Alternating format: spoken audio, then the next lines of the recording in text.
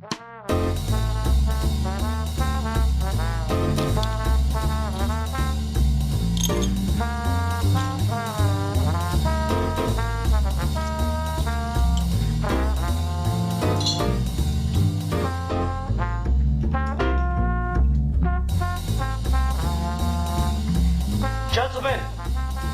the time has come once again to discuss things.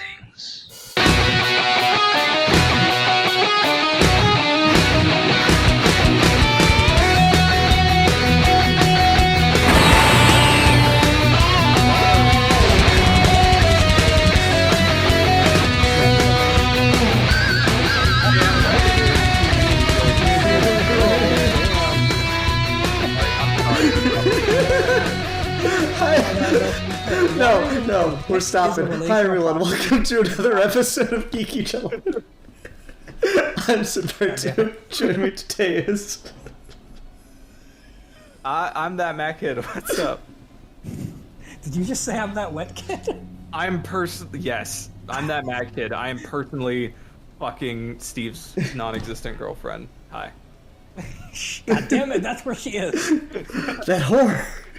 I love her. I'm gonna fix her one day. I like you. Yeah, we got Steve Baxi here as well, who never introduces himself properly. It's not my fault. Yeah. This time we got the And we also got a geek for fun. Hello, governor. It's my favorite thing. You know, just chilling with the blokes and popping down to the old pub for some fish and some chops. That sounds amazing. That sounds great. Good for you, man. I swear. It's my favorite thing. I can't wait. I know he doesn't listen because he's not mentioned it a single time. I'm still waiting for someone to do an impression of Alfie doing an impression of Morrison. It's too powerful. The internet can't take it. Anyway, we're continuing Geeky Gentleman holiday month. I almost said history month, but that was last month. We're continuing Geeky Gentleman holiday month with another pick from that Matt kid that we all love so much. Indeed. That's me. I'm love. And yeah, so we're sitting here talking about what movie, sir? We are talking about the absolute baller of a classic, Jingle All the Way, which is a Christmas film from 1996 starring Arnold Schwarzenegger of Arnold Schwarzenegger fame and Jake Lloyd of Phantom Menace fame. Oh, and also this movie's really a lot more entertaining if every time that little Anakin is sad, you just go in, and that's why I killed the sand people. I mean, if you just take that scene where he yells at his dad over the phone and then cut to episode 1. No, just like he yells at his dad over the phone. It's like, I'm gonna go kill all the children at the Jedi Temple now. It makes it a lot better. But yeah, this is a. I mean, I don't really know how like beloved or well known this movie is by like the general populace, but it is certainly a Christmas film that I enjoyed a lot growing up. I don't know what it is about it. I mean, it's very. I stand by that it's pretty damn funny, but. It's just mostly about Arnold being a father who is trying to get a last-minute toy for his kid, and the antics and shenanigans he gets up to because the toy is impossible to get. Have you guys ever seen this movie several before? times over the years. I don't think I've ever watched it start to finish, though. I think I've watched like really big chunks of it at a time, but I think this might be the first time I've ever like started and finished the whole film. Yeah, I think I'm pretty similar. I've definitely seen it on TV a ton, and there were huge swaths of this that I remember in my brain, but not in like any sort of consecutive order until recently. Yeah, it was interesting. Like, can I talk about my favorite scene in the whole movie, and why it kind of makes me hate the movie? It's the whole fucking thing when they're surrounded by the police in the radio station. and Sinbad uses his second bluff of just carrying around a bomb. And then, like, he sets it down and he's intimidated the police enough that he's able to leave the building, him and Arnold. And then it just cuts to that shot of Arnold running away from the building, and you got, like, the one old cop character who comes up and's like, well, I was on bomb squad for 10 years, and he just, like, shakes the package next to his ear and goes, gentlemen, we've been duped. And it just cuts to Arnold outside the building, and then there's, like, the explosion sound, and he's just, like, shocked by it. I really wish they had the balls to not cut back to the cops at that point. Because that joke was so fucking perfect. The timing was so unexpected. If they just had the balls to let it be and not give me this fucking Wile E. Coyote ass looking police officer back inside the building, it would have been such a better joke. I can probably agree with that. Like, I think that is a joke that if you would just cut it there and not cut back, it probably would have been definitely stronger. I still think the bit is great. It's just though. like they cowered out, you know? Sinbad, like, saying that, like, Sinbad consistently saying that there's a bomb is absolutely hilarious. But yeah, no, that bit's great. I mean, you can't top the scene where Arnold punches a reindeer, though. Yes. Oh my god. Yeah, that's pretty good. It's pretty good. You just can't. And I think so. Like, I'm actually a pretty big Arnold Schwarzenegger fan. Like, in general, like, any misgivings I might have about him or things he said, like, whatever. But, like, as an actor, I love him in things. I love Arnold Schwarzenegger films, and they're just a lot of fun. And so, like, to have him in this role where he's just like a guy, just like a normal American dad, is the funniest shit to me. He's able to be a pretty decent straight man for Sinbad, and a lot of it actually works pretty well. And I don't really know, like I said, I don't really know what the general public thinks of this movie, but I enjoy the hell out of it.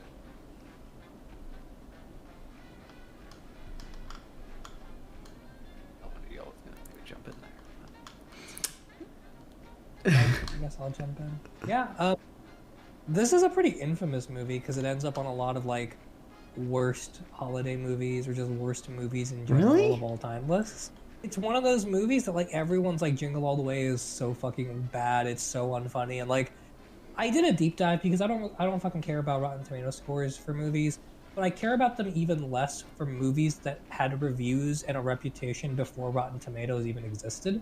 So, like, what is a Rotten Tomato algorithm going to tell me for a movie if I'm 1996? So I just went and found a bunch of reviews for this movie, and I mentioned this to Matt earlier. I feel like there may have been an epidemic somewhere where critics were not informed that this is a comedy because they were, like, vehemently hung up on this idea that it's a depressing Christmas movie that makes Christmas feel really materialistic. And I'm like, did you watch the movie at all? Because that's the joke. Mm-hmm. Yeah, it's funny because it's like, you know, when you think of, like, all-time great Christmas movies, you think of, you know, your Miracle on 34th Street, your Christmas Carol, your, you know, the big one that everyone talks about. What your favorite Christmas movie that I'm blanking on? It's The Wonderful Life. Yeah, how am I blanking on that? What the fuck is wrong with me? So, like, you think of, and, like, this is not that. This is, like, a deliberate comedy poking fun at, like, the materialism and at the, like, I mean, the whole thing is they're trying to get, like, a fucking knockoff Power Ranger superhero action figure. And, like, you have these fucking, like, store attendants who literally laugh in their faces for trying to get a hold of these things. And it's, I mean, it's so absurd. I don't know how anyone can watch this and, like, try to get out of it what you would get from one of those, like, really classic all-time Christmas stories. But if you just view it as the absurdist comedy it is, I think it's a lot of fun. Yeah, I mean, if we're gonna go with just general thoughts on it, I think this is honestly a pretty good movie. Like, it's legitimately funny, and to Matt's point, Arnold Schwarzenegger is not a bad actor. I think we've spiritually moved from Arnold Schwarzenegger to The Rock, because they're two very similar personalities on screen. They make two very similar kinds of movies, and I think they get a lot of similar criticism in that they get thrown into movies that make the movies feel disingenuous because they're always winking at the camera. But to be honest, I think Schwarzenegger does a much better job of not doing that kind of stuff, because when he's in dramas, I can take the drama seriously. Like, what's that movie called that he did with James Cameron? True Lies. Like, True Lies is legitimately a good movie where I think he gives a good performance. And he is a good straight man in Jingle All the Way, but I think what's really working for me here is that he knows comedy. Like, he has really good comic timing, and it's not one of those things where, like in his older movies, it seemed like his accent was the point of contention or the butt of the joke, where he'll say things and have a really exaggerated delivery, and it's bad because people don't get what he's saying. In this, he's really exaggerated, but in a way that's like totally his own and actually works as a joke. Like, him punching the reindeer is one of the single greatest things I have ever seen in cinema history. It's so fucking funny to me, where he just like curls up his fist and uppercuts it in the jaw. But then there's also the thing where he puts on the Turbo Man suit at the end, and he's just like floundering around and throws the boomerang and shit. I think all of that stuff is really good, and his reactions really sell it. I don't think there's anything about this movie that comes off, like some of the reviews say, as like obnoxious or unfunny or cynical. I think it is just kind of a fun, charming movie about how fucking ridiculous Christmas is. And I mean, this is not an exaggerated account necessarily of what shopping during the holidays is like, right? Like, we've all been through things in our childhood that have created crazes where our parents line up at the opening of a toy store because everyone needs this one toy, whether it's a Power Ranger or a Pokemon game or a Beyblade or a Yu-Gi-Oh card pack unveiling or whatever the fuck it is. We've done this constantly, and this movie came out in the height of that shit. And in that context, I feel like you can't watch this and not laugh, but apparently a bunch of people just didn't. I mean, I'll go so far as to say nothing in this movie annoys me or makes me feel as cynical as plenty of stuff in fucking A Christmas Story. I agree with you 100%. Fuck Christmas Story. I can't stand. Really? I fucking hate that movie. Yeah, all the hate for A Christmas Story. Damn. That fucking kid is obnoxious as hell, and he deserved to have his eye poked out. Yeah, like, I can't stand A Christmas Story. A lot about it does feel cynical to me, and then, like, this movie, like, Jake Lloyd is kind of adorable and earnest, and I just enjoy it. And he feels like a real kid, right? Like, he feels like a genuine kid whose dad lets him down all the time, and when he has the outburst, like, he earns that. He's not being a bratty kid. He's telling his dad what it is, and Arnold, like, resonates and feels with it and then apologizes at the end. He's not like an obnoxious kid to have an obnoxious kid. He's the emotional core of the movie. I mean, they do a really good job of selling how absentee he's been as a father. Like that opening bit where he's like driving through no traffic and he's just like, oh, it's really backed up, it's crazy. It's just like they do such a good job of selling you how shitty this guy can be. And it's wait, driving through no traffic? Am I stupid? Did we watch different movies? Because he's driving and he gets like hit with a ton of traffic. I'm sorry. When he's driving on the lane. I'm sorry. Okay. I was like, what? Yeah, I'm sorry. I was wording that incorrect. Yeah, when he pulls up and just like goes on the curb lane and it's just like, oh yep, like it's you immediately get a sense of how shitty this guy is. Well, at the very beginning where he's like, you're my number one customer, and he ends the call with his wife saying it. Yeah. It's really fucking funny.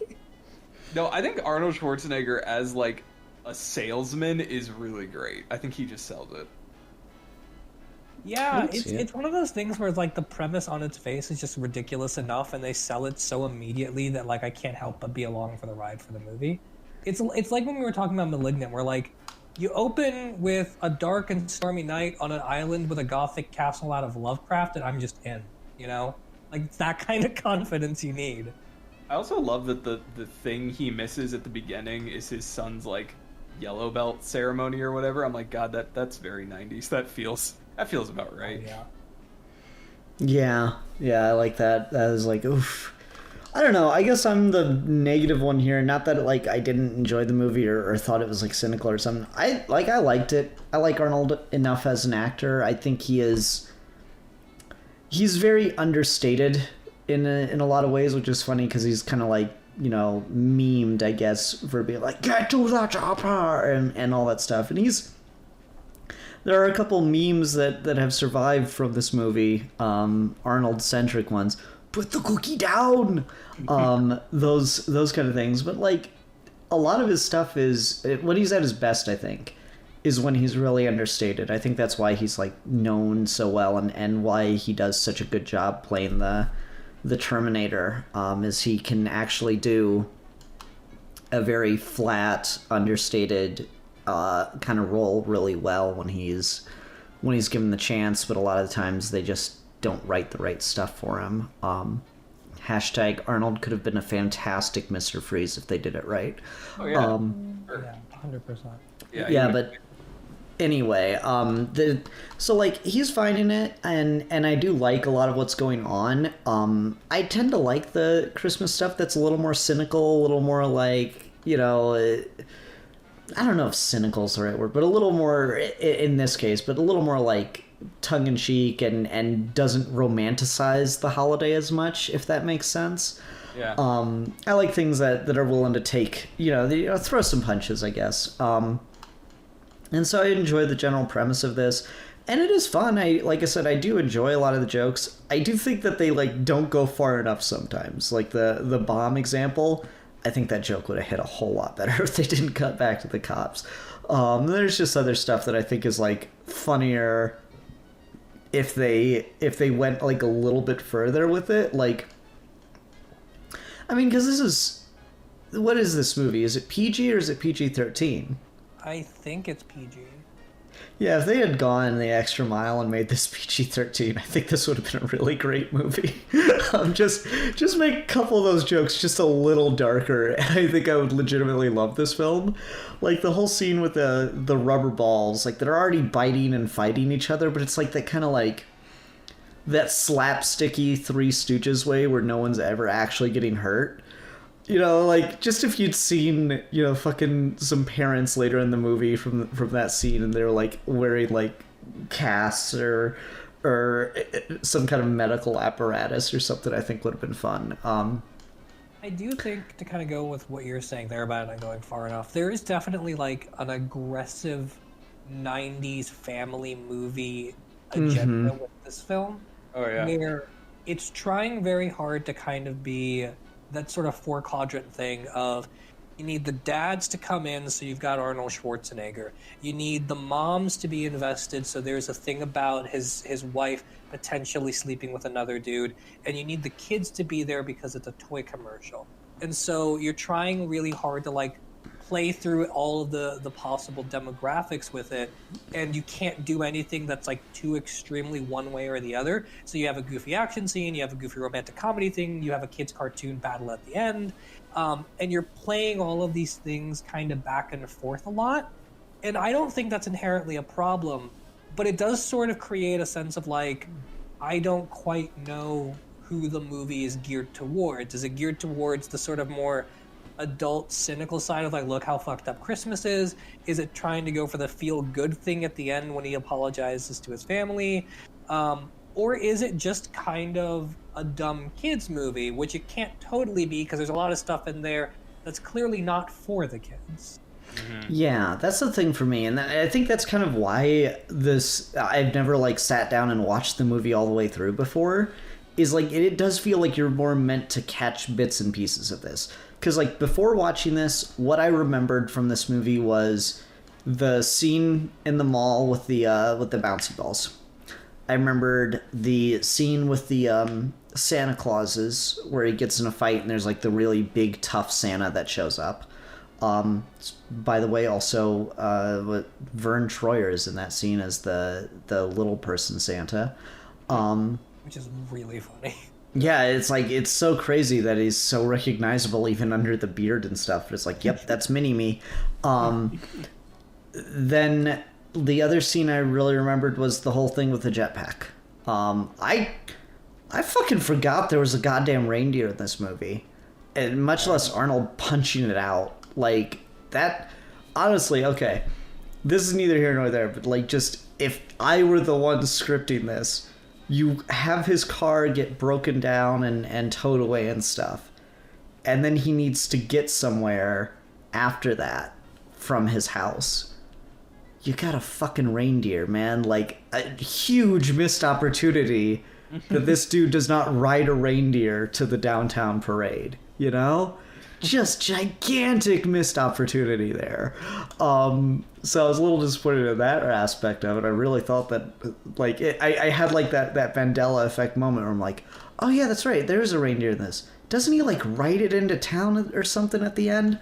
But no, he just gets it drunk. Acts the shit out of it. Yeah. But yeah, I remember the scene with the jetpack and stuff at the end, and the mailman gets dressed up as the villain. But yeah, there is just this 90s-ness surrounding it. Not only it just like everything about it, like the cars are all very 90s cars. When the kid is running away from the bad guy, he hits him in the nuts, and they do the like close up on the face and the oh, and the sound effect and all that shit. The 90s nut shot. There's just a lot of stuff like that that's like just gonna it very much dates itself. Just the fact that Arnold co-stars Sinbad is a very 90s thing. Right? Dude, that dude fell off the map. What happened? Yeah, like they legitimately, like, they halted production on this movie to make sure Sinbad was free enough to do it. Like, could you imagine that now? That's insane. I wonder what Sinbad's up to right now. You know what's crazy is when I was looking for this, I checked on, it was on Disney Plus, that's how I watched it. You know they made a sequel? Yeah, with like Larry the Cable Guy or something. Yeah, I'm half tempted to watch it. Me too. It's very bad. Yeah, I don't know that I'm mentally prepared for that, but I've thought about watching it. I saw it and I was like, man, I don't know, but this one was a bit better than I thought it would be, so maybe I should give Larry the Cable Guy another shot, which is, I think, the mistake that America keeps making. To the point about the 90s-ism we're kind of on, this movie coincides with a lot of like famous rushes on malls for stupid kids' toys, like like Furby and Pokemon cards were all around this time, and all that stuff. Tickle Me Elmo, but specifically Power Rangers at the time, because this would have been right around the time Mighty Morphin was at its like height, and in that respect, because we do this a lot, right? We do tons of shit where the fiction invents a thing that's a pastiche of a real world thing, and I always hate it because I feel like it looks like it looks like a knockoff in the most absolute knockoff sense of the word, and I can never like take it seriously. But Turbo Man looks like a Super Sentai that might actually be legitimate. I was kind of impressed by that. Like the fake footage they get of the TV show episode, the costume, the acting, the way the toys look in comparison to 90s Power Rangers toys. Like, I would not be shocked if Turbo Man is a legitimate thing. Yeah, and I do love that, because I mean, it's definitely going for more like specifically Power Rangers than it is any sort of like, because at the time, you're talking like 90s, what superheroes were popular besides the Power Rangers in like for little kids? I mean, this would have been the biggest thing there, and so it's... I mean, apparently Jake Lloyd is a huge Captain America fan, and his dad got a fucking amazing artist to come in and airbrush. That was so cool to me. I tried to freeze frame it and see if I could figure out who drew it, but I couldn't tell. Man, that looks great. It really does. But yeah, I mean, the specific thing too, because like Captain America, I'm pretty sure it wasn't even really Captain America in 1996. Oh, that's hilarious. Was it like U.S. Agent number 17 or some shit? I'm curious. I'm gonna see if I can go back at some point and figure out who that is. But like, it's funny that he's just got fucking Captain America on his wall. Who gave a shit about Captain America in 1996? Me, I mean, bitch. when was the made-for-TV movie? Was that 94? In 93, 94. Okay, so when this was in production in like 95, maybe, I don't know, maybe they thought that was going to be a bigger hit than it was. Oh, no. It was a 1990 movie. It was released directly on video, and it was a half American, half Yugoslavian. I don't think anyone saw that movie. What a fascinating story. Fucking movie, I swear. It's something. It's also completely random tangent here, but it's also famous in the Captain America spheres because Red Skull is not a Nazi in that movie. He is an Italian fascist. Yep. They didn't want to make him too evil. Exactly. He can be evil, but he has to be Italian.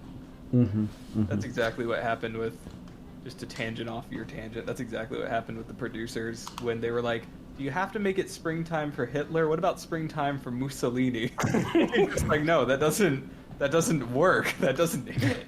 Even the rhyme scheme is completely off there. Right.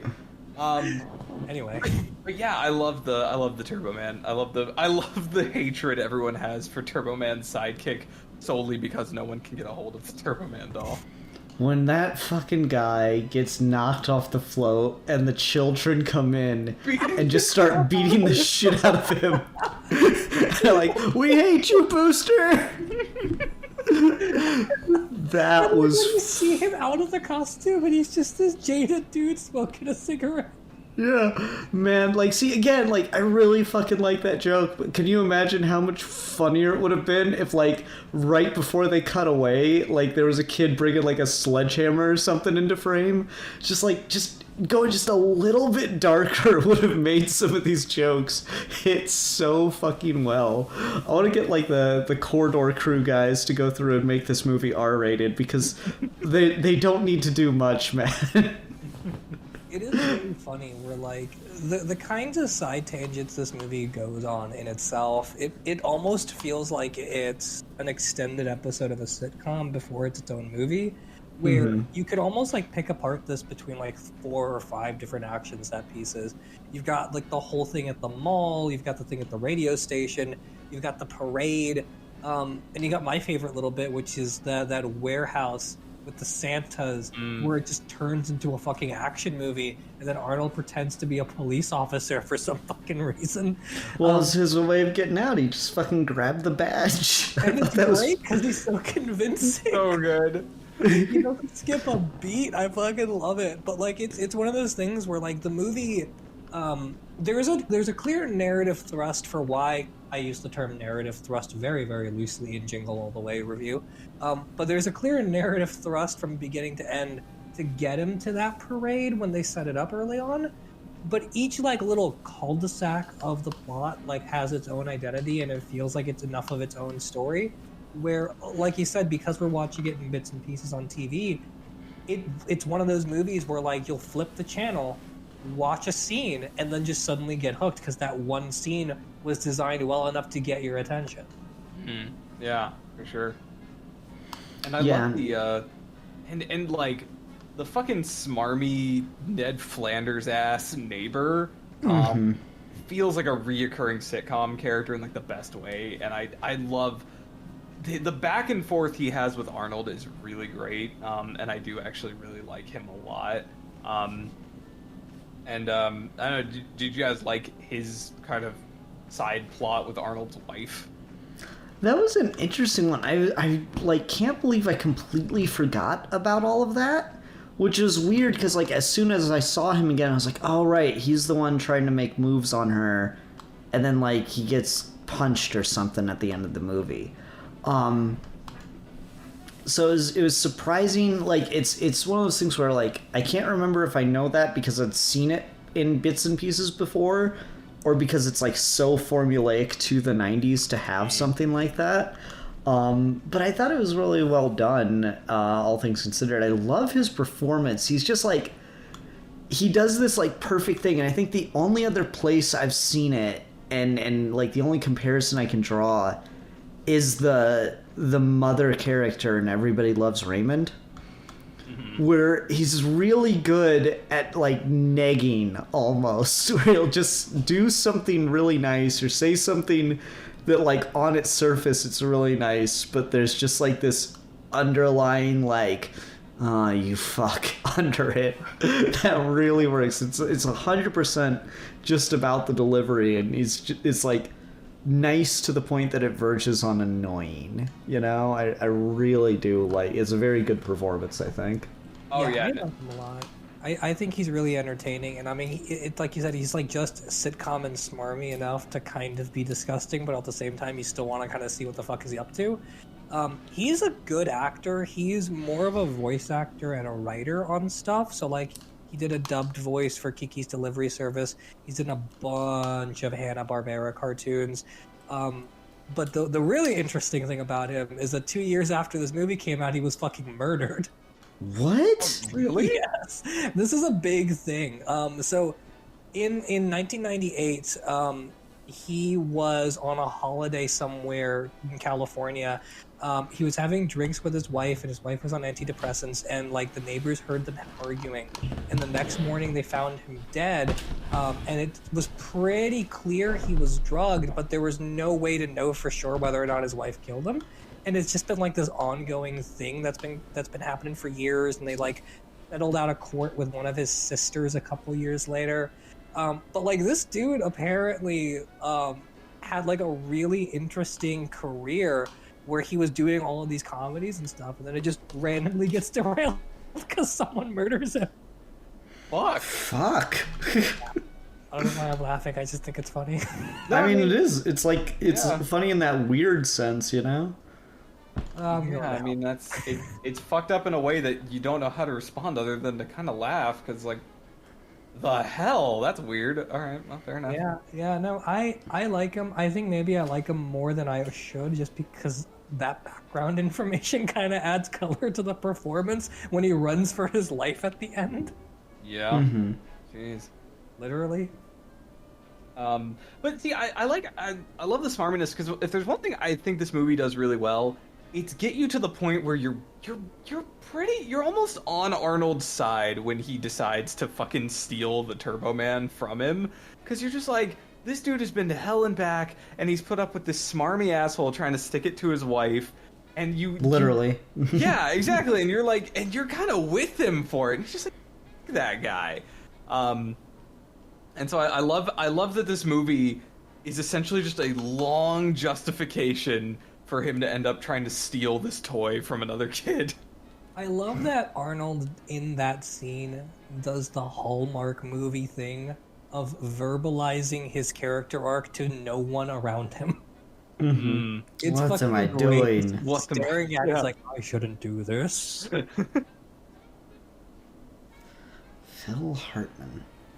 Sorry, I had to go look this up now that I'm like, what the fuck? And to be fair, I kind of figured there would be a lot of tangents in this episode, because like, it's not exactly a very substantive movie. No, like, it's not. And I mean, I like that about it. It's just a short, fun little comedy that kind of knows what it's trying to be and does it. This is by the same director who did like the first Beethoven movie, the live action Flintstones, fucking Snow Dogs. Like, this kind of shit is just like his bread and butter. Wait, when you said the first Beethoven movie, my brain went, wait, he didn't do Amadeus, did he? And then I remember Beethoven the dog. Have some culture, Steve. The Saint Bernard. Come on, man. Come on.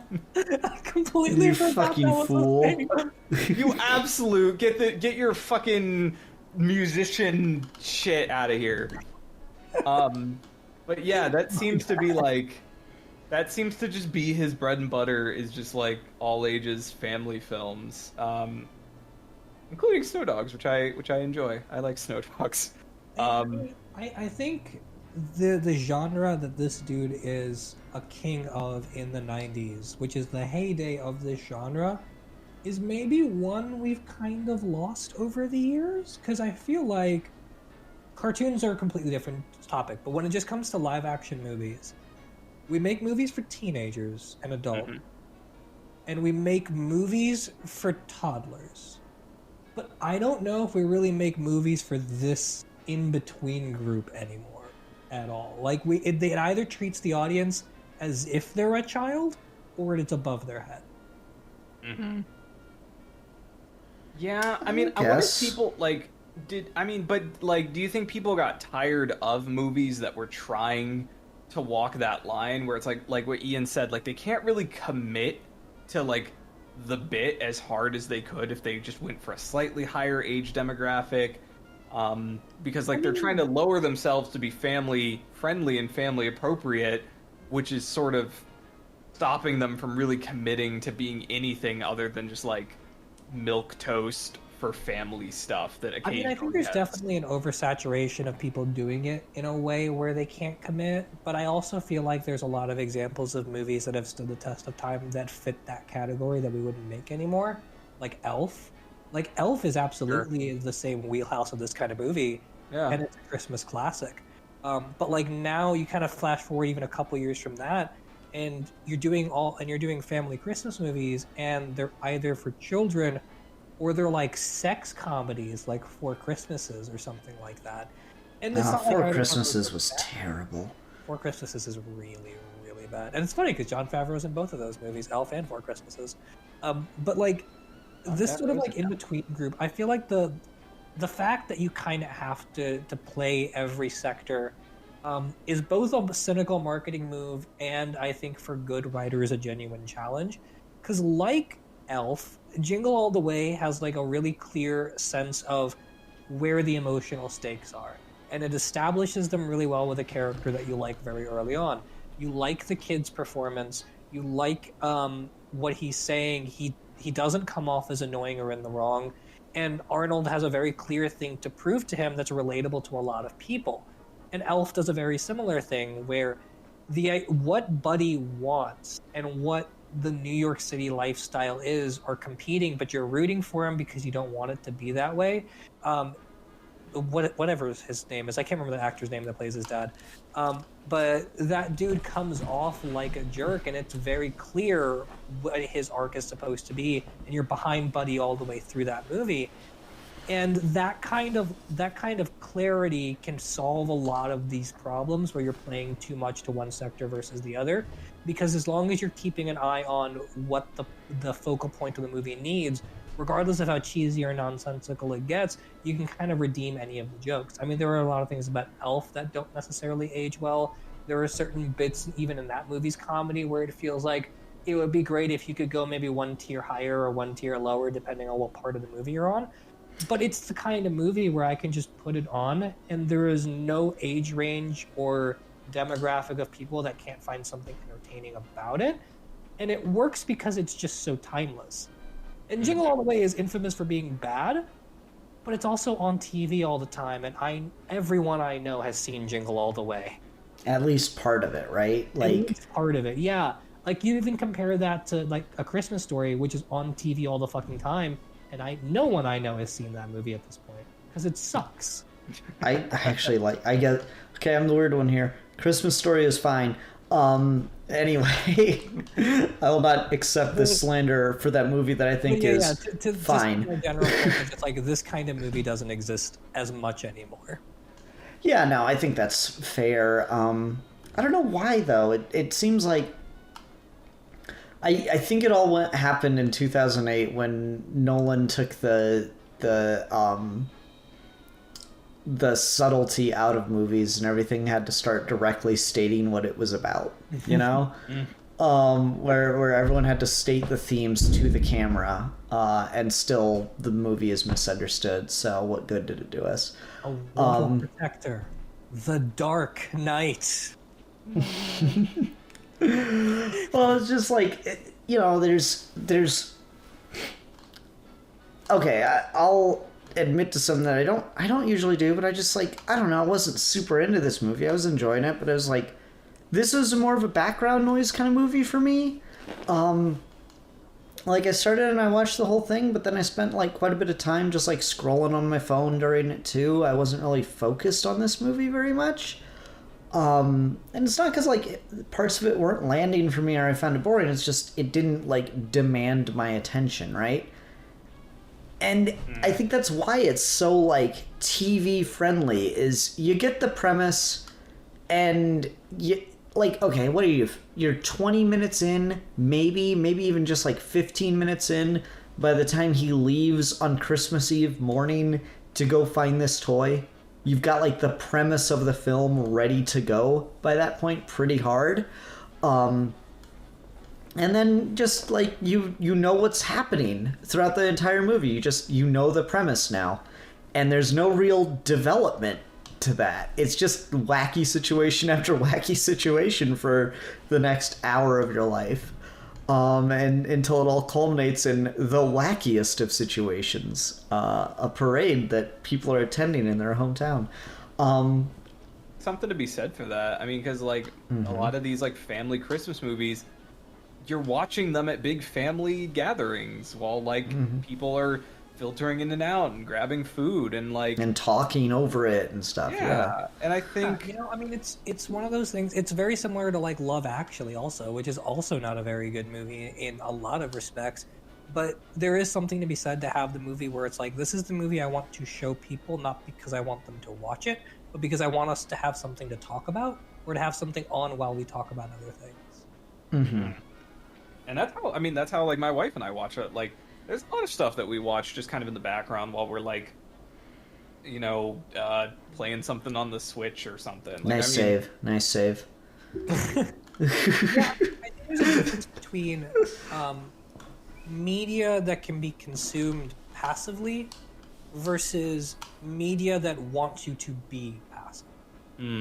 There's a lot of stuff where it comes out and it's schlocky and it's bad and it's asking you not to pay attention to it so it can just go off and do its goofy premises, versus movies that are committed to the bit, but you don't have to pay attention because it doesn't have that kind of gravitas for itself.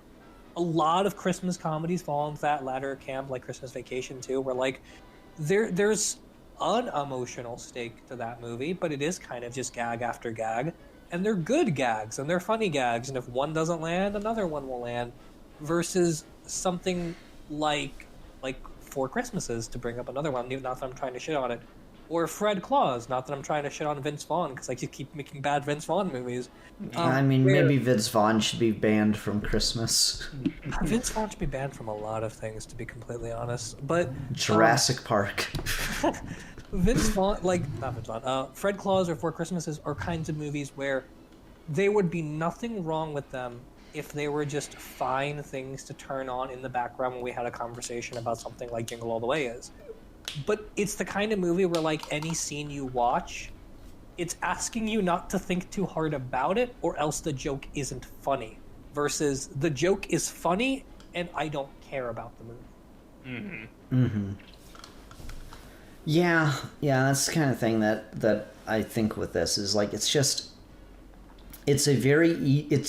is the kind of movie that's ideal for television, and I guess maybe that's why movies like this aren't getting made anymore, is because the writing's on the wall that like that type of commercial interruption television, it's just kind of on all day style of watching just isn't a thing anymore, or at least not as much as it used to be, you know? Yeah, I mean, like if you're gonna watch something on Netflix or whatever, you're more invested into it because you chose it, you know, as opposed to this will do, right? Like it's like it's that distinction of, well, you like looked for what you would be interested in, what you were feeling in that moment, as opposed to flipping through 100 or 500 channels and landing on the thing that is familiar or the thing that is at least intriguing for the moment, you know? I don't know if I completely agree with that, because so much of the Netflix experience is spending an hour of finding something to watch and then finding nothing to watch. Yeah, but like it's different though, because like with channel flipping on TV, you eventually just land on something that you wouldn't choose anyway. Like if you had it on Netflix, you would never choose that, but you land on it because it's familiar, and then you stay watching that Whereas Netflix, you just stop looking at a certain point. No, I mean, I don't yeah, think that's true. I think you do have the same experience with Netflix, which is you spend an hour trying to find something to watch, you can't find anything, so you go back and watch The Office again. I mean, but I think I get what Ian's saying. I mean, like you would have these channels that would just run like a Christmas story all day, or would just marathon Christmas movies during that time of the year. And so like you're with your family and you just put it on and you catch a bit of Jingle All the Way and you just start watching it because it's it reminds you of your childhood. But like I think Ian's right. There's like if I'm sitting down with my family and I'm like, okay, we are going to watch Muppet Christmas Carol, then we're gonna like sit down and watch it. And it's not quite the same experience as just having the Christmas movie channel that's like marathoning Christmas movies on in the background. So I think I kind of get what he's saying, but I do also agree that there is a certain amount of anytime you get on Netflix, you're just going to spend an hour looking for something and then watch whatever. So I think I'm more with Ian on this one. Yeah, I mean, I think you're right, Steve, that there is like a different pattern to Netflix and streaming stuff, but I'm just like, I guess I'm getting more to the that cable television stuff just feels a lot more passive because you have like very little to no say in what you're going to watch when you're stuck with cable. And that's just, cable subscriptions have been dropping and dropping and dropping as people move to streaming and other ways of watching media. And so like this type of movie just doesn't really have like a place because I don't know, shot in the dark here, this movie's box office probably wasn't all that good. It's pretty decent, honestly. Oh yeah? Yeah, it was made on a $75 million budget and it made 129. Okay, so it did respectable, but it's not like, gangbusters. Obviously they didn't rush out to make a sequel until over 10 years later, to almost 20 years later. Space Jam, which is probably the bigger problem, because that movie was going to make more money than it no matter what. But it did okay for what it is. Most of that money went to Schwarzenegger, who made like $20 million on this. Yeah, so I mean it's like it did all right. It did respectable, but it's not really like I don't think its home was intended for box office. I think this is the kind of movie that the studio made hoping for like home video sales and what's the word I want here? Re-airing broadcast rights. I mean, this is the filler movie, right? This is the movie you make because a movie studio needs to make money to make a movie to make a little bit of money, and they don't totally care what they end up putting out as long as it's slightly profitable. It's that that gray area of a mid-budget movie that gets pumped out and is mildly successful, and then no one cares afterwards. Yep. I think that's 100% what it is, and just like that genre of movie, that type of movie doesn't have much of a place anymore, at least not in the same way that it used to. As cable kind of dies out, like, I guess with the exception of Matt, would anyone like ever bother watching this every year unless it was like your like cult classic Christmas movie? I mean, like, I don't think you'd ever go out of your way to watch this. I mean, I would. I mean, really? So because I'm such a Christmas spirit-y person, I like just having Christmas movies on in the background. So I'll find something like Disney Plus has got most of them, but there's every streaming service will have like a section during the holidays that's like holiday movies, and I'll just pick a random one to turn on in the middle of it.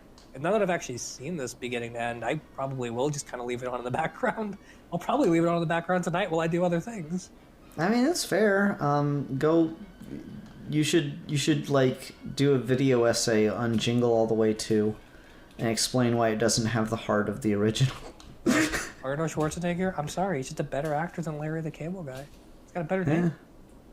Yeah, fair. I don't know, it's just I think that this, like, that's as far as why that they don't make things like this anymore, is I think it's just its audience for this kind of thing is just dwindling away. I don't think the audience for this type of movie exists anymore. If it does, it's getting less and less broad in appeal, and that's kind of the thing is it's meant to be just a wide, broad appeal audience kind of thing. And I think we are also seeing enough of a shift in the media landscape where box office revenue is not the thing that's driving and financing studios anymore. Like, it used to be you released a flop and your studio went under, and it doesn't work that way anymore because so much of the money comes from deals with streaming services or sponsorships or partnerships with social media platforms or like any number of things where you can pour a bunch of money into one big movie, and then if you're a smaller studio, then you can make artsy things, but that middle space just kind of doesn't exist anymore because studios have less reason to just be like, $30 million, all right, here you go. Like, why bother when you can just pour $200 million into something else and make 10 times that?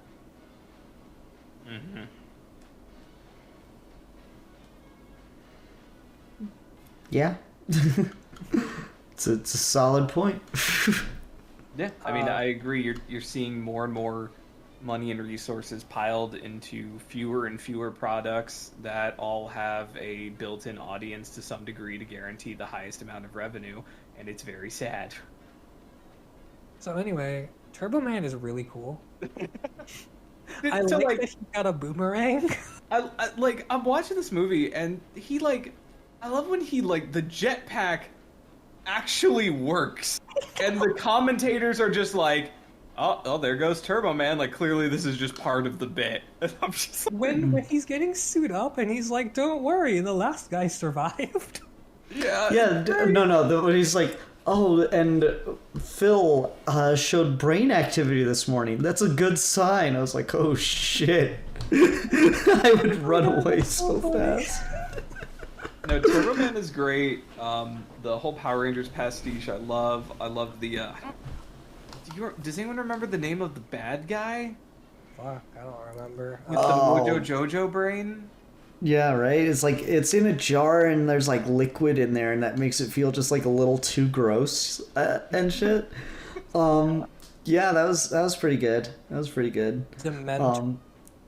I'm just like, yeah, amazed that, like, okay, so can we just talk about the fact that not only does the jetpack work, but so does the, like, razor boomerang and the fucking, like, disc gun. And the detachable rocket fist. Okay, that's just, like, physically impossible. Right? And I'm trying to figure that one out. Back to him. Like, what?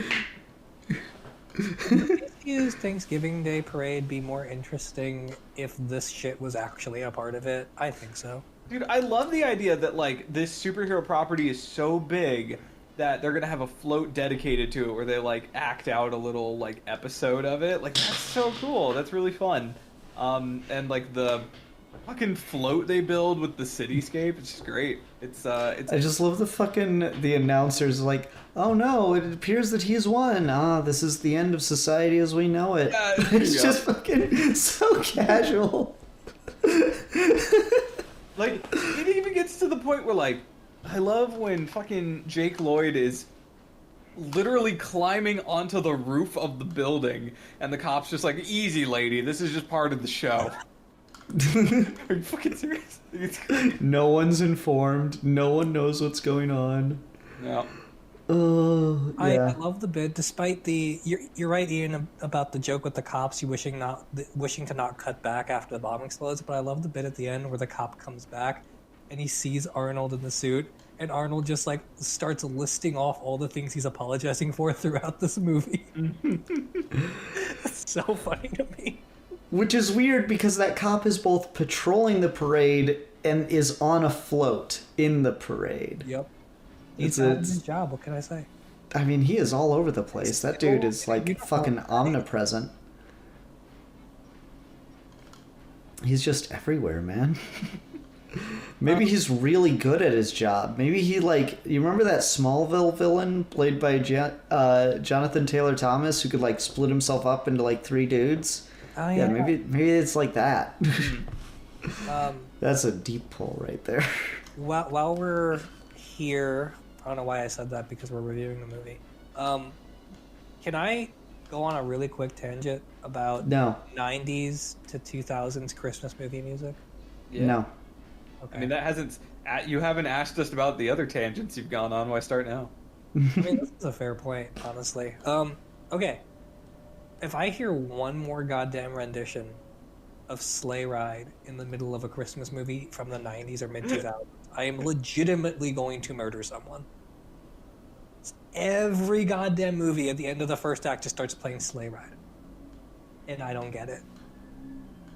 Every fucking movie. Like, just hear those sleigh bells ringling, Yes. but that one? Yes, that song. It's in every fucking Christmas movie ever. I have news for you. Fucking is- every Christmas song is in every Christmas movie ever. It is No, a no, no, Christmas no. classic. This is not true. Steve. There are classic Christmas songs that are in Christmas movies because they are classics from the olden days. And then there are Christmas movies that use contemporary songs that match the tone of their movie. For example, The Santa Claus 2 opens with the kid from the first movie spray painting a wall, and the song is Naughty Naughty Christmas. There Yeah. are tons of like genre-specific Christmas songs out there. There is no goddamn reason for every Christmas movie ever to use Sleigh Ride in the middle because it's a completely bland, inoffensive song that says nothing about the movie it's in. It's just in the movie, but every fucking movie uses it. I feel like this is just low-key Steve wishing more things would use cool Christmas songs and covers. I just feel like we are criminally underutilizing pop punk Christmas albums. I think it was fucking American Dad that used fucking August Burns Red's "Carol of the Bells" Jesus. in one of their Christmas episodes, and I was just like, "Are you fucking kidding me? This is amazing." August Burns Red having Christmas albums is like my favorite thing to ever exist. Yeah, I'm just waiting for the Christmas movie that's brave enough to use Bad Religion's Christmas album. I'm waiting for the day where I get My Chemical Romance Christmas song in a movie because that is a beautiful, beautiful song. Fair enough. But yeah, I mean, like, this movie is also like, I mean, that's just part of it. I mean, it's a very like milquetoast family Yeah. holiday movie, so I mean, that is kind of what they're going for at the end of the day. Yeah, it would have been weird if they did like a metal Christmas song, but I mean that could have fit. You could have done like a metal Christmas song when everyone was fighting over the bouncy balls. That would have been pretty good for that sequence. It's got less a offensive Power in Rangers prestige. 1996 than it is from a movie from like 2004 because that just shows that in the almost 10 years we have not changed our Christmas repertoire at all. Yeah. Dude, they fucking never change it's always the same fucking songs. Like, I've gotten a lot better about it since I don't work in a retail store anymore. But when you are forced to listen to Christmas music for an entire shift at work, Yeah. my god, it gets old so fast. Christmas working for Total Wine, we got our Christmas CD in, and it had 4 back-to-back versions of Rudolph the Red-Nosed Reindeer. Yeah, no, I would have broken that thing in half. We tried. They sent us another one. And it was the exact same thing? Yes.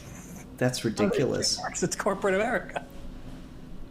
You can't. It's a CD. There is no shuffle mode. Fuck. No. Shuffle. They also don't have any way for you to plug in your own phone. It's entirely corporate controlled. Terrible. Oh no. Oh no, that sounds terrible. I don't know. Just like the Christmas songs repeating.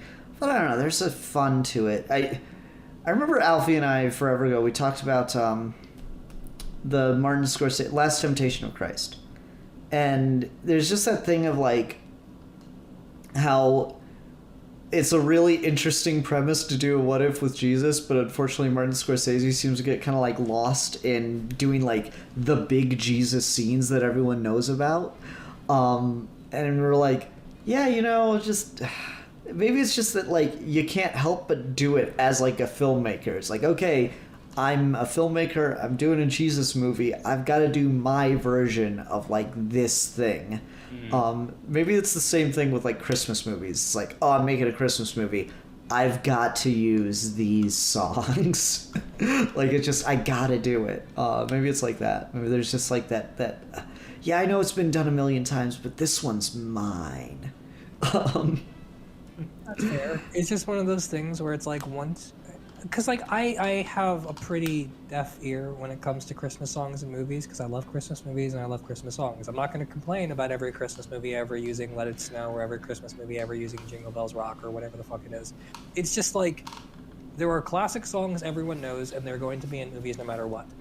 But then there are songs that are clearly period specific that we have just refused to stop using, like Sleigh Ride.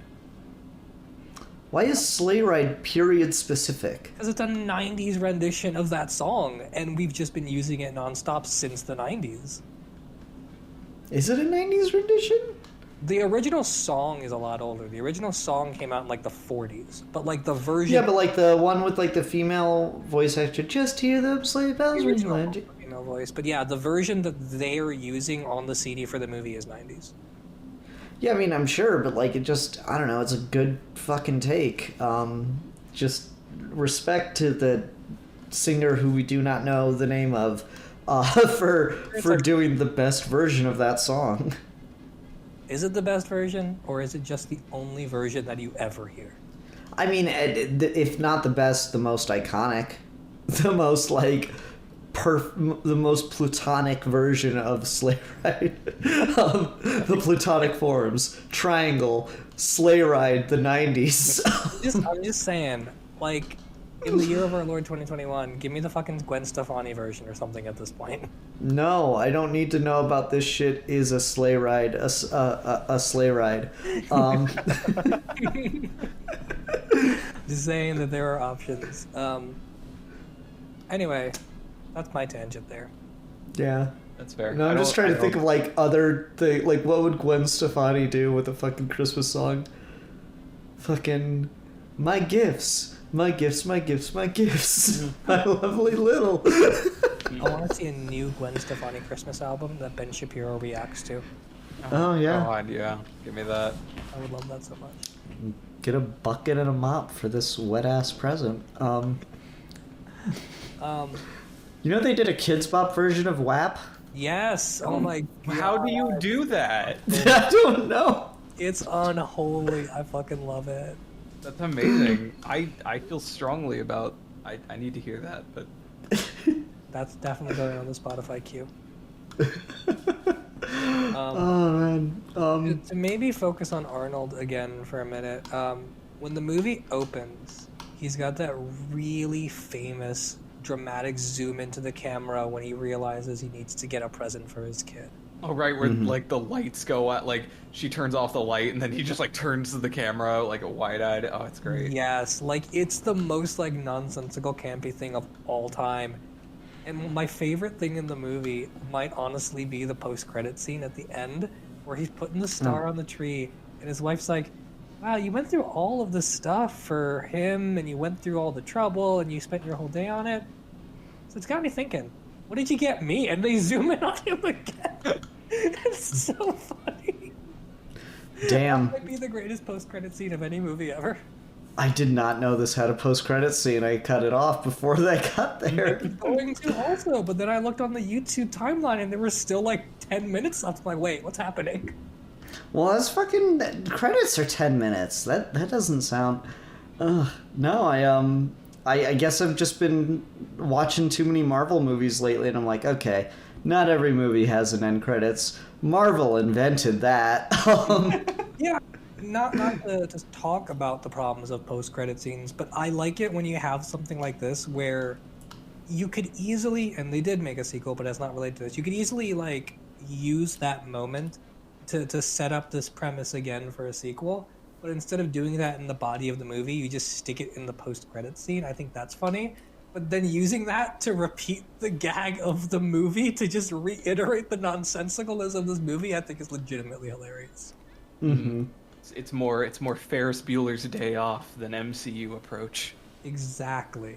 It's really funny, and it does the thing where the post-credit scene does not have me thinking about the next movie in the Jingle All the Way cinematic universe. It has me thinking about putting Jingle All the Way. I need it in my life. I need the JAW JATW see you. I mean, I'd watch it at this point. I need. You'd someone- watch any fucking Christmas movie. What, Steve, what is the worst Christmas movie? The worst Christmas movie? Yeah, I like don't know. this is just trash. Like you get angry watching it. Is it Christmas Story? It might be Christmas Story. I'm trying to think of like I would watch any Christmas movie regardless of how bad it is. I leave the Hallmark Channel on nonstop. It might legitimately be Christmas Story because Christmas Story is the only one I can think of where I'm like, no, fuck this movie. That's fair. That's so weird to me. It's not that bad. Okay. So bad. I fucking hate the Christmas Story. If Christmas Story never plays again for the rest of my natural life, it will be too soon. Okay, I'm now starting to question if I hate it as much as Steve does, but I certainly don't like it. That's okay. Few people hate things as much as I do. Well, that's true. I say with my Kylo Ren avatar. Fair enough. No, it's just okay. Whatever. Why is everyone Alright. mean to that kid in A Christmas Story? That's why I want to know. Everyone's so fucking mean to him, and he's a little dipshit, and then he shoots his own eye out. What the fuck is the point of that movie? I mean, it's And then it's real racist right at the end. Right. What the fuck? And then they just like go fucking out to eat. It's so dumb. I hate it. Did no one else besides me watch this movie? I don't like. I watched it too many times. That's why I hate it. I mean, it was like the first movie that, like, what was it? TBS played that movie every day, or that, not every day. TBS played nothing but that movie back to back to back all day on Christmas Eve. They still do. Oh my god, that's ridiculous. They've been doing that my entire life. It's a reason Yeah. I hate it. To be Well, fair, I then haven't just seen it like in don't a go to while. that channel. I would, I don't know would- what to tell you. Just don't watch that channel. I just have a hardcore resistance to this idea that something is a classic versus we forced people to think it is. And that's A Christmas Story. Because Christmas Story is not a classic. It's just on all the time, so we think it's a classic. It's not even on all the time. It's really only on that one day. No, But they just it's- play it to death. Nope, I've got cable. It is on every fucking day in December. At least one channel is playing it every fucking day in December. Did you watch Christmas Story 2, the sequel? Why would I ever do that? I don't know, your life, man. You tell me. Hey, whoa! You're the guy who's like, I'll watch any Christmas movie. Gotta give Yeah. it a chance. Yeah, Why Steve, would I you watch fucking more hypocrite. Christmas Story. Also, can I Fucking can I fucking just say Steve. how Such fucking a can I just say how fucking novel it is that Jake Lloyd is in this movie one more time? 'Cause Yeah. Yeah, no, that's so crazy. this is In like my mind. so this is like 1996. This is the second. This is like the last theatrical movie that he did before Star Wars. 'Cause after And that this- was the last movie he did. Yeah, pretty much. I mean, like, because he did, like, some TV appearances between 96 and, like, 90, whenever they started filming, like, 97, 98 or whatever. But, like, this is it. Like, he got big off of, like, this and, like, a couple other small things, and then he gets picked up for Star Wars, and then Star Wars fans ruin his life. Yeah, no, for sure. And it's just... It's kind of novel to see him in a role just playing a normal kid, and it makes me a little sad just knowing how all that turned out. But it's one of those things where it's just like there are so many people who you could probably get to watch this movie by telling them that Anakin Skywalker's in it. I mean, I guess that's kind of my thing. Is I see that and I just kind of crack up. And again, my favorite thing to do while watching this is like that scene with him getting where his dad sees him as like the drunk mailman. Oh my I god, just, like- yes, I love that. Yeah, I just looked at that and he's like, and that's when I decided to take over the galaxy. When fucking Sinbad is chasing him up the roof and he just starts like climbing the Christmas tree, I'm just like, you underestimate my true power. It makes it a lot more fun. He was conceived by Arnold Schwarzenegger. Now that I think about it, that bit where he's dressed as the mailman and he's drinking the booze, that might be one of the bits that got me the hardest in this movie. It's pretty good, but again, it's just... Cheers to you. Yeah, it's pretty good, but it's just, again, it's just a little, like, just go a little further with it. Just go a little darker and have him, like, pass out with the beer or something, you know? Just, like, just that little extra bit makes a huge difference. I feel like they do something at least a little subversive, and I'm going to use that word very lightly given the movie we're talking about, but by this point in Hollywood, we have had hundreds of buddy cop movies or just buddy movies. And the fact that Arnold and Sinbad are not buddies in this movie for the majority of it, and they're just constantly at each other's throats, that's honestly pretty creative, and I feel like we don't do that a lot. Yeah, I think it's interesting that Sinbad gets to be effectively the villain of the film. The villain of the film when he dresses up as a supervillain. Well, it's kind of funny because Arnold gets like his own personal rogues gallery in his life in this movie because he's got Sinbad, and then he's got the fucking neighbor, and then he's got the cop, and then he's got to deal with like the world. You know, it's fucking there's a lot of shit going wrong for him. He gets fucking Jim Belushi Santa Claus to deal with. He's really like dealing with his own fucking villain gallery, man. The scene in the diner, it just cracks me up, where he just shows up and he's like, "Yeah, I'm sorry about that thing," and then they hear the announcement on the radio, they're immediately back at each other's throats. Yeah, like they have like 3 times where they call like a truce. And then they just go right back after each other. It's like Britain and France, man. That scene so much, where he just like bonks him on the fucking head with the phone receiver. Well, it's just he fucking like rips the payphone out of the wall And then and shit Arnold, too. like a crazy person, decides to run the 2 blocks to the radio tower and kick in the door. It just fucking shatters the glass doing it too. Oh my god! See, this movie's funny. I don't care what anyone says. This movie's legitimately hilarious. He's like screaming out the names of the fucking reindeer. Well, he just keeps repeating it to him, and then the people who call in are like not even close. It's the Is it Jerome? Jamal?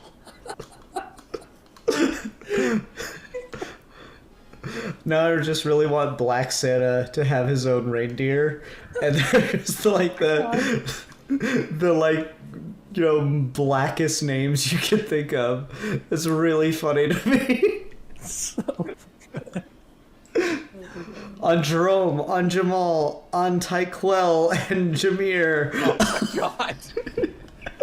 Just like thinking. Looks like a robot chicken bit. It does.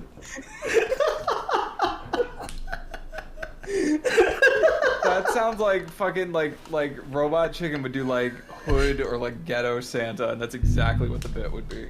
Oh my god, I need it. Someone get Seth Green on the phone now.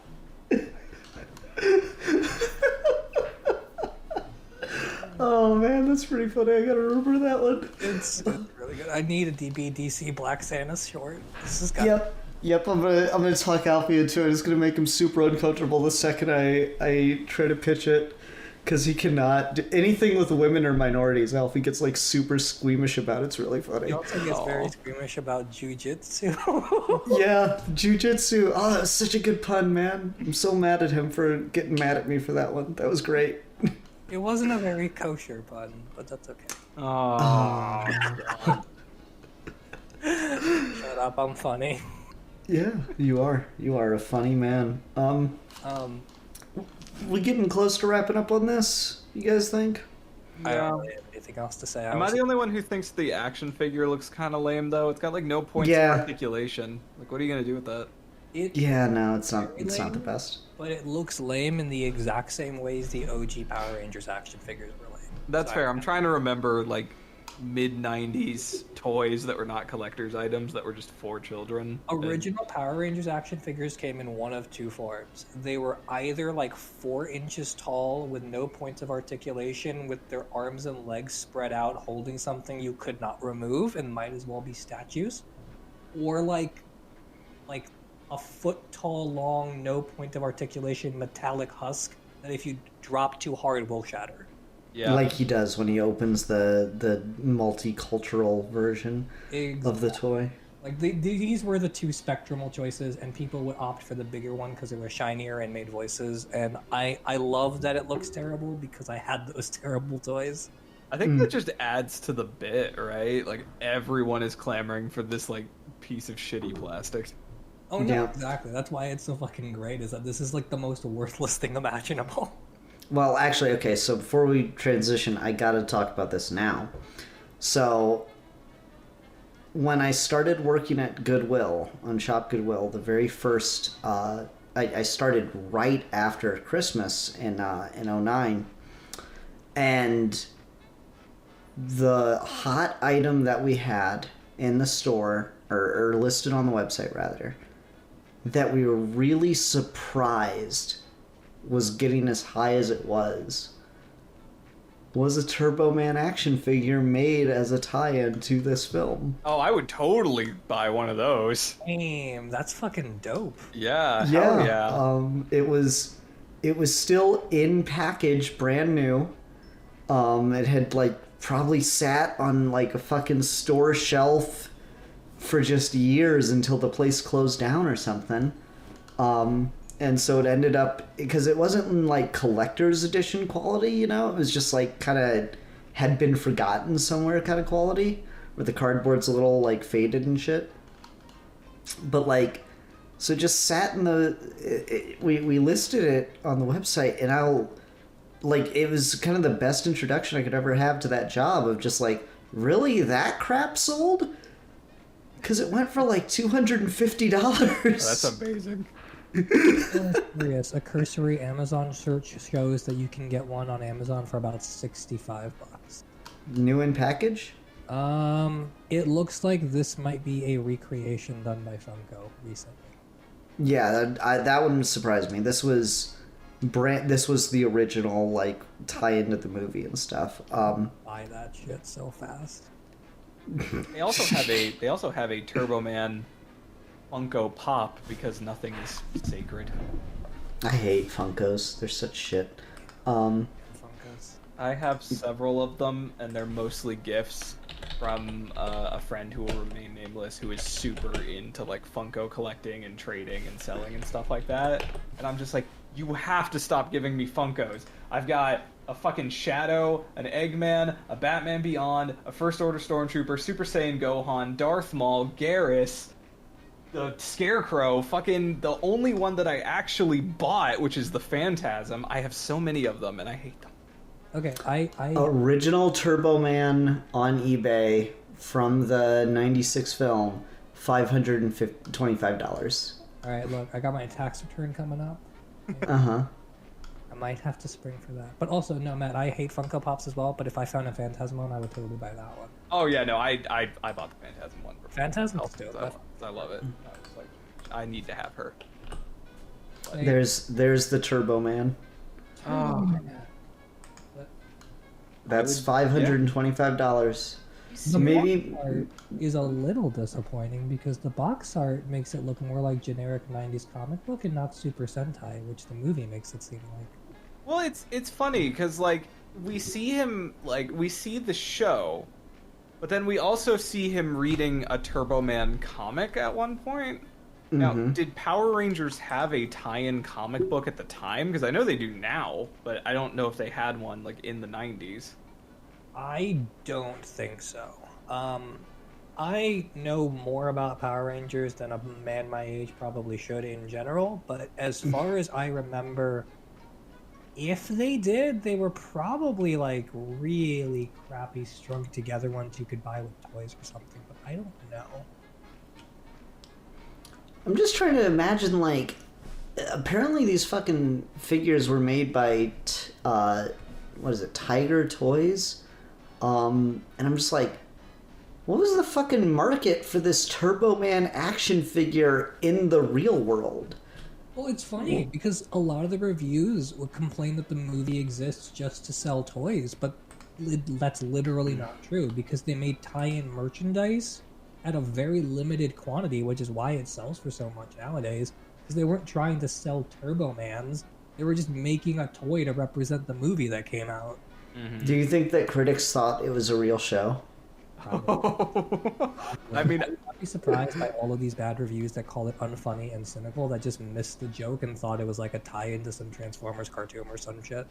Yeah, like that sounds like a fucking Ebert thing to do, you know, just like not realize that it's not an actual show on the air or some shit. I feel like Ebert especially specifically was one of the people that said he wished it wasn't so cynical about the holidays. I'm like, really, dude?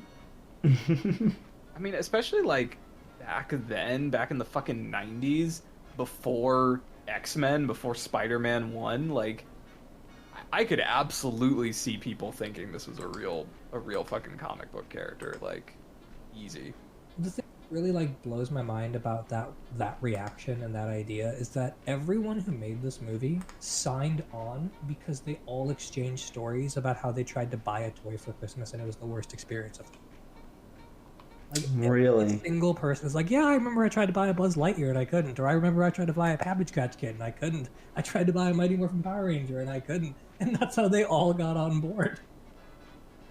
Which is so funny to me. Like, how do so many reviewers not get the joke? Like, is this not a universal experience that y'all have had? If you didn't have that experience as an adult, I promise you your child did. Like, everyone somewhere along the line has begged for a toy that no one could find or has tried to buy a toy no one could find. Mm-hmm. Well, I mean, it's not even like a toy, like my fucking Grinch decoration this year. Yeah, I mean, just like any like sort of object that someone wants, like Pokemon games or Yu-Gi-Oh cards or just like generic stuff like t-shirts and sweaters.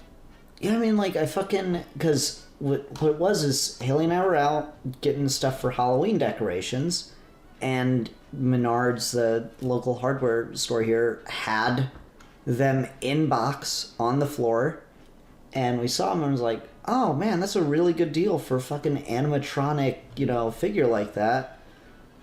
You know, when we come back looking for Christmas stuff, we'll try and pick one of those up. And then we came back looking for Christmas stuff, and it was fucking gone. And I'm like, yeah, is it at one of the other stores? And I fucking went all the way across town, like 2 times over to get this thing. And when I get to the one across town, it's not on the floor, but it says it's in the system. And so I'm fucking walking around the floor with the sales associate in 3 different places looking for this thing, checking pallets and shit. And it's just like, when you get, like... on the I'm going to do this, but it's difficult and it's the holidays and there's just all this stuff going on. There's a certain vibe that just hits and the struggle becomes real. When I was working at Total Wine, something that I did not realize that I probably should have is this kind of reaction extends far outside of toys and stuff, like you said, with decorations, but also with alcohol. So like seasonal beers are the bane of my existence. Because you'll have like a fall beer, like a pumpkin beer, that'll come out in August, or more likely it'll come out in like July, because they try to be to market as soon as possible. And by the time October rolls around, you will never find a pumpkin beer because they sold out early. But then you'll have like limited release shit, where we're like, okay, here is a Kentucky Bourbon Barrel limited edition. It comes out on this day. And then that day, we are stacked with staff. No one's allowed to request off, and we have a line outside the door with people banging on it, wanting us to give them this beer. It's insanity. Sounds about right. I mean, I guess there's 3 perspectives on here, right? You're either the kid asking for a toy no one can get, you're the adult buying the toy no one can get, or you're the retail worker about to get mobbed by parents for something that they can't buy. Ah, I remember working the Skyrim launch at GameStop. Right, exactly. That was fun. That was right before the holidays too, and I mean, Which version of Skyrim? the original, man. No, 11/11/11. It was November 11th of 2011. Shut up, Matt, don't spread lies. Skyrim has always been and will always be. There was no beginning. There is no end. There is only the Skyrim. I feel like this whole bit particularly rings true today, when like no one can get a hold of a PlayStation 5 or an Xbox. Yeah. That amazes me because like PS5s have been out for like over a year now, and they're still having difficulty. It's because of a supply chain issue with a chip that they need to make these things that they can't get because of COVID. So they can literally. Dude, it's bringing me back to fucking the PS3's first year of launch and just how difficult that bitch was to get a hold of. Well, people like getting stabbed at the launch for it and dying. I was just like, I'll always remember when the PS3, like, I wonder if this video is still up. I don't know how I would ever go find it. Of the guy who bought 2 brand new PS3s just to make a YouTube video of him, like, throwing the boxes up in the air and destroying them, and, like, his dogs coming and sniffing the packages and, like, tearing at him and stuff. And he's like, yeah, I did this to screw over all you PS3 fans. Now there's 2 less in the world for you to get. Yeah, get them, boys, get them. Those are Xbox dogs. Oh my god, that sounds amazing. The phrase, those are Xbox dogs, is something that I don't think will ever leave my mind. That's God bless insanity. I love God it. bless the console. That dude spent $1,200 to make a shitty YouTube video. Honestly, though, we have not progressed past that point. We have gotten worse. I Oh, know, yeah. but like, it's just... I was really, really into competitive Yu-Gi-Oh! About a year ago. I would like regularly see videos from people like Team Samurai. It's like, I just dropped $3,000 on random eBay cards. Did I get my money back? No. No, he didn't. Spoiler alert, no. Got a bunch of comments. What did you expect? Oh no. Oh man, it's good shit. That's all I got left to say. Yeah. All right, yeah. I'm running on fumes. Okay, we'll go ahead and do ratings. I will give this movie 3.5 out of 5 package bombs that totally exploded and murdered all those police officers. Fair enough. I'll give it 4 out of 5 reindeers getting bodied. Damn, am I about to rate it the lowest that I've ever run? That's weird. I'm gonna give it a 3 out of 5. Steve, what the fuck? Trying to sleep with your wife. Steve, what the fuck? I think it's an above average fun movie. I don't know why I was supposed to go higher than 3. Oh no. 4 seems kind of like what? This isn't fucking Citizen Kane over here. It's Arnold Schwarzenegger. All right. Right here. Jesus.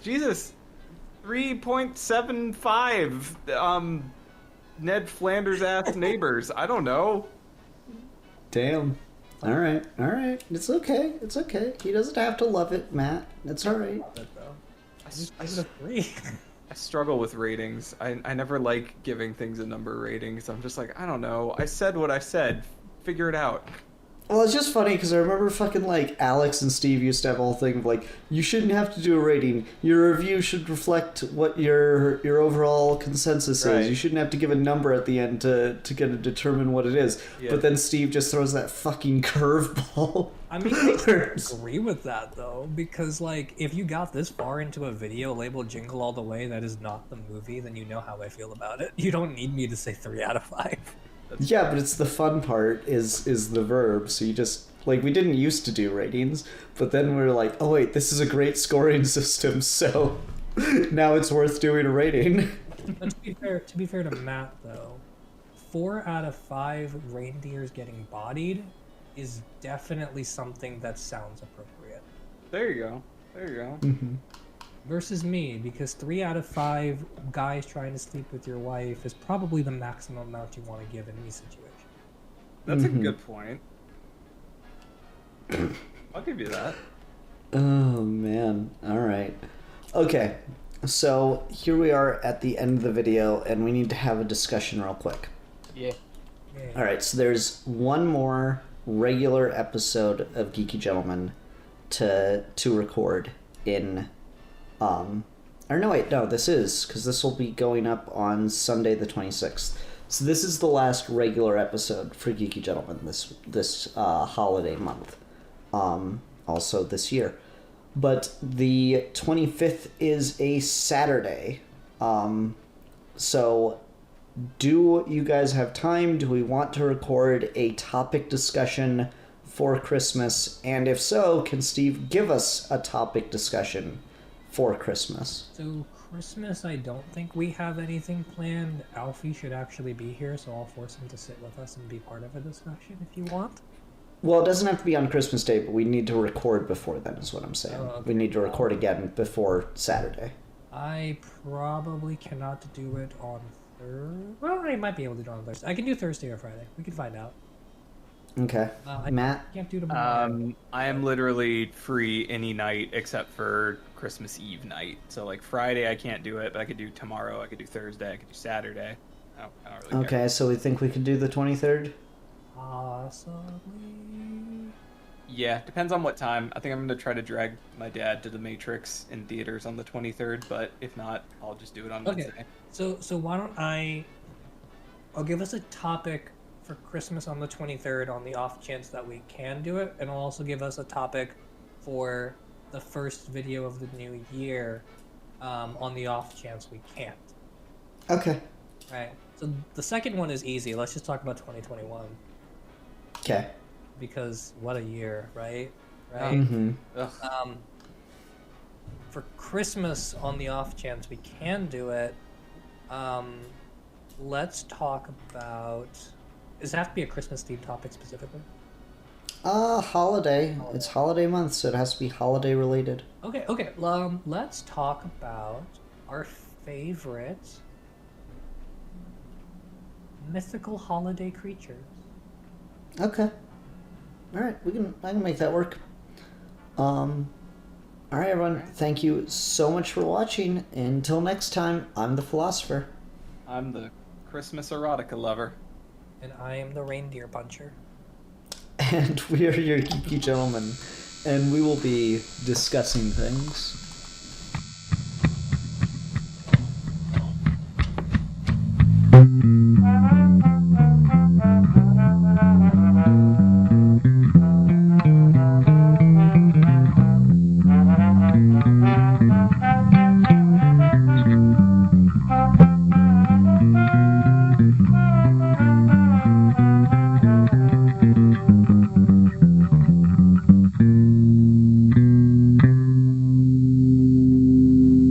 Ho, ho, ho, ho! Merry Christmas!